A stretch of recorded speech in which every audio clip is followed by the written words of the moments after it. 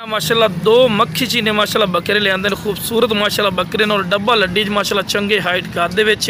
ते झालर भी माशाल्लाह बकरी चेक कर सकने चंगी झालर चे और वाइट आख दे विच और माशाल्लाह गोश्त दा भरा जिंदा वेट ही कम से कम 35 kg तक माशाल्लाह जिंदा वेट ही सू ते मुँह जनाब बिल्कुल पक्का खीरा ने जनाब चेक कर सकते हैं पक्का खीरा माशाल्लाह ते खूबसूरत माशाल्लाह चीज़ ने उम्र दी जी है बिरा 9 तो 10 महीने गारंटी शुदा उम्र ही सुपई ते आंडी पठोरे ने फोट में नला दे विच ये भी बिरा तुम चेक करवा रहे हैं तो लो बिरा चंगे हाइट कद ने बंदे नाल खड़ा करने का मकसद होंगे बिरा कि तुहानू हाइट कद का भी पता लगे तो खूबसूरत माशाल्लाह डबल हड्डी माशाल्लाह बकरा ही ने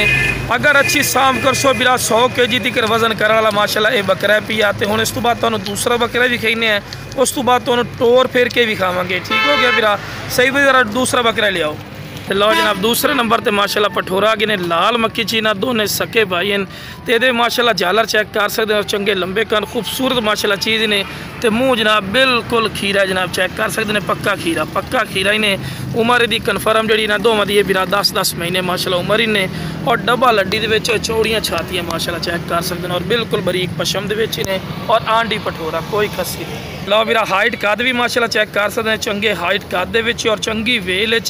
तो खूबसूरत माशाल्लाह चीज़ें प्योर और एक्टिव और तेज़ इतने ज़्यादा बिरा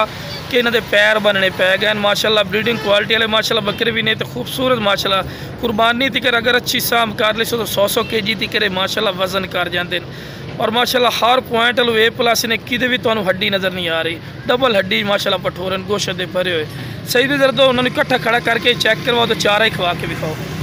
तो लो जनाब दो उन्होंने चारा ही खवा के माशाल्लाह विखा रहे हैं कि सेहतमंद और माशाल्लाह एक्टिव भी ने और खूबसूरत चंगे हाइट कद तो माशाल्लाह सेहतमंद माशाल्लाह खाने के शदादे ने दोने सके भाई हैं माशाल्लाह चेक कर सकते हैं प्योर मदरसा नस्ल के माशाल्लाह बकरे पे तो 2023 की कुर्बानी वास्ते माशाल्लाह ज़बरदस्त और माशाल्लाह अनमोल तोहफे तो सही भी टोर के ज़रा विखा दिया ना ज़्यादा टाइम नहीं लेने टोर के विखाओ तो लो बिरा टोर फिर के माशाल्लाह विखा रहे हैं कि सेहतमंद और माशाल्लाह एक्टिव भी नहीं और तंदुरुस्त माशाल्लाह